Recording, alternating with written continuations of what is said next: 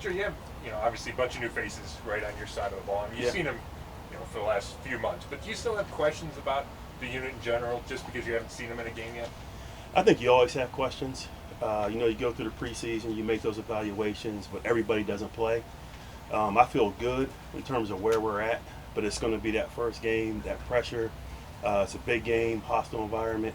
But I think we're ready to go, and we'll see what happens. Joe, how much does it help that while you have new faces, a lot of them are guys with experience that have been on the big stage in big games before? I think that's critical. I mean, part of the free agent process, we wanted to bring some guys in that had veteran experience. So if you look at John Johnson, Troy Hill, I was with Malik Jackson, Anthony Walker, all those guys have played in big games. So you feel that comfort because they have that leadership. They've been there, done that, and it's really been a bunch of good additions to our defense. Jay, okay, this is a tough offense to break in your NFL career against. I assume there's a package that he'll be involved in, at the very least. Hopefully all of them, but no, we don't want to put too much on him. We know he's very talented, but at the same time, he's young. So when you see a guy like that, for me, you want to draw a whole bunch of things up on the board. But we're going to be smart in terms of what we ask him to do. We will match him up in coverage at times. We'll blitz him at times. We'll drop him in zone. So we're going to give him a little bit of everything, but not too much. It wouldn't be covering Travis Kelce being Probably. No, Travis is one of the better tight ends in the NFL. You're always going to have your hands full with them, regardless of who you put on them, linebacker, safety, DB. So there's multiple things we need to do just to help whoever's covering them out. Well, does it help, though, to have JJ3, because he's such a talker, that maybe that'll help speed up this gelling process, I guess? Yeah, all of it. You talk about JJ, all the guys, Troy, Anthony Walker, they do a great job communicating, make sure they're on the same page. And that's a big part of it. We just want to make sure that we execute what we're trying to do and not beat ourselves. Joe, the Chiefs can really run it up. We know that. The Rams beat them 54-51 a couple years ago. Yeah. What's it like to get caught up in a game like that they can draw a defense and an offense into a game like that? Yeah, those are tough ones. Those aren't exciting for us. Like you see those games as being classics. That's not a classic for the defensive coordinator. So, you hope it doesn't turn into a game like that, but you understand that you have a very explosive offense. So we really have to rely on doing our job, try to keep a lid on the defense, and just be great making plays in space. John Johnson mentioned earlier, Joe, that it's so tough with Mahomes because you think you have him down, and then all of a sudden he extends a play or does sidearm flips. How can you coach your guys to say, even when you think the play's over, it's really not?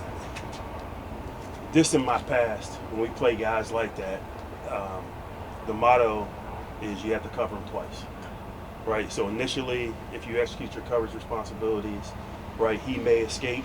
Hopefully the rush gets him down, but you have to be ready to plaster those guys in coverage.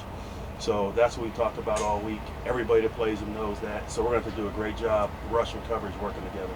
Joe, are the Chiefs the toughest team to scheme for just because of all the mismatches they can present? I would say it's, first of all, you look at the ability they have at all their skill positions. Then it's what they do offensively. I think Coach Reed, Coach Bieniemy, they do a great job. They really scheme you up. They stress out your coverage. They make you cover the field vertically and horizontally. And then when you do it right, you have to make a tackle. So tough to defend, good scheme, good players. But we feel good where we're at, and we just have to execute what we're doing. Messing with a 4 tight end package now. Would you just expect to see that in the red zone? You never know. With Coach Reed, just over the years, I think this is my 17th game coaching against him.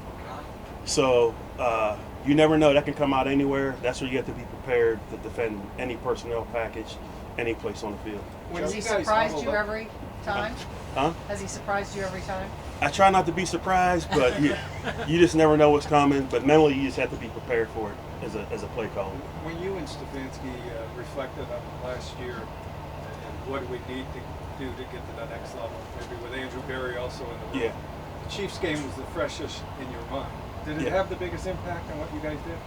No, we want to go back and really look at the whole season, like areas where we can grow just in terms of personnel. For me, what we can do better scheme-wise. So for me, get into the scheme, we're trying to do a little bit more this year. Not all at once, but slowly put it in.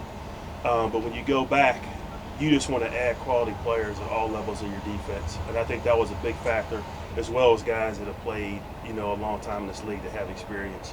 Hey, Joe, kind of related to that, how much of a focus was it to add speed to defense? And then Yeah. do you feel it out here? I mean, can you tell a difference already? You have to wait till Sunday to really feel it? No, I definitely feel the speed. Just the guys we drafted, the guys we signed in free agency. In the NFL, the game's changing. It's like playing basketball on grass, against some teams. They want to spread the field, get you one-on-one, and see if you can make a tackle. So getting more speed, guys that have more cover skills, really at all three levels of the defense is critical in today's football. Delpit has missed so much time. Is it realistic to carve a role for him in this game?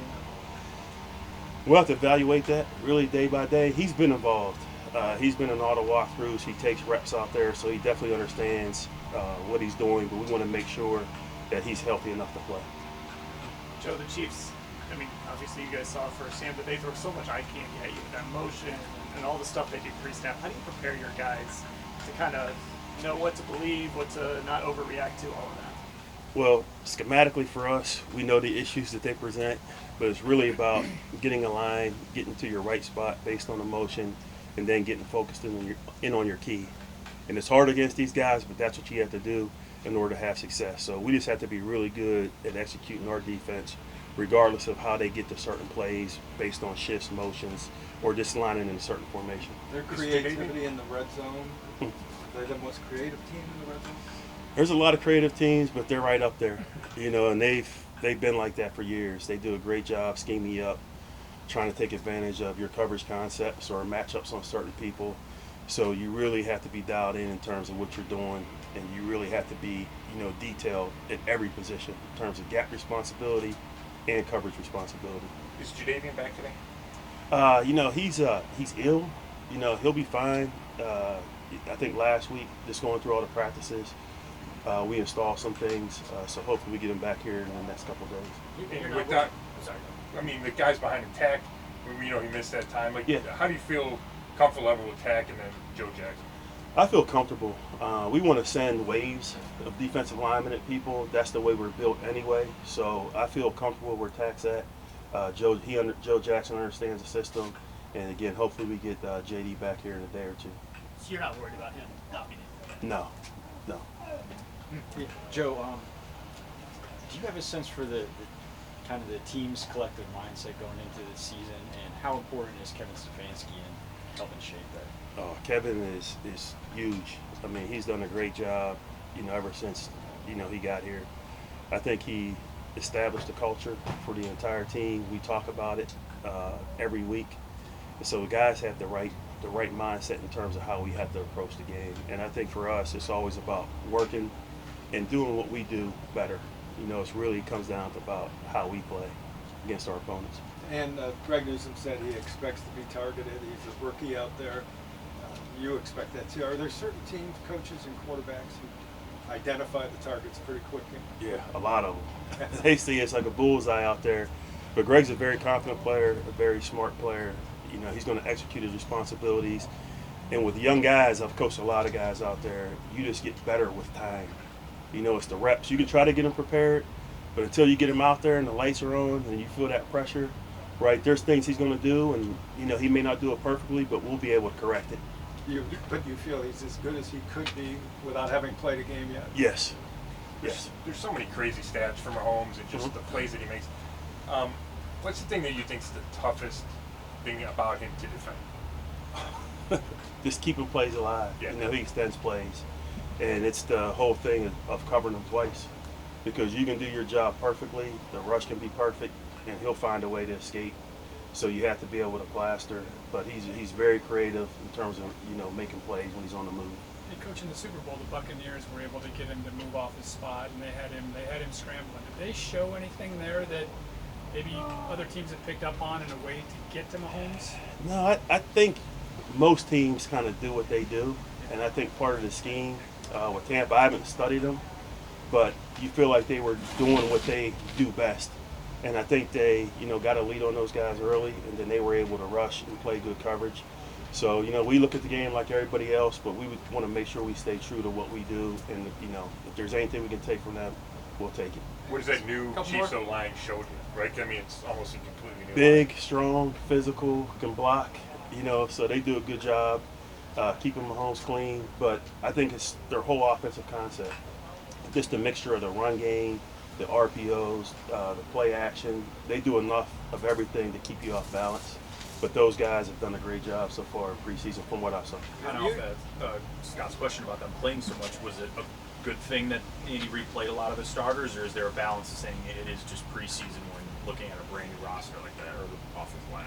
I think part of that was, and obviously I don't know, but part of that was probably figuring out how those guys play together. So that's probably where they played a little bit more in the preseason. He normally does that with his starters anyway.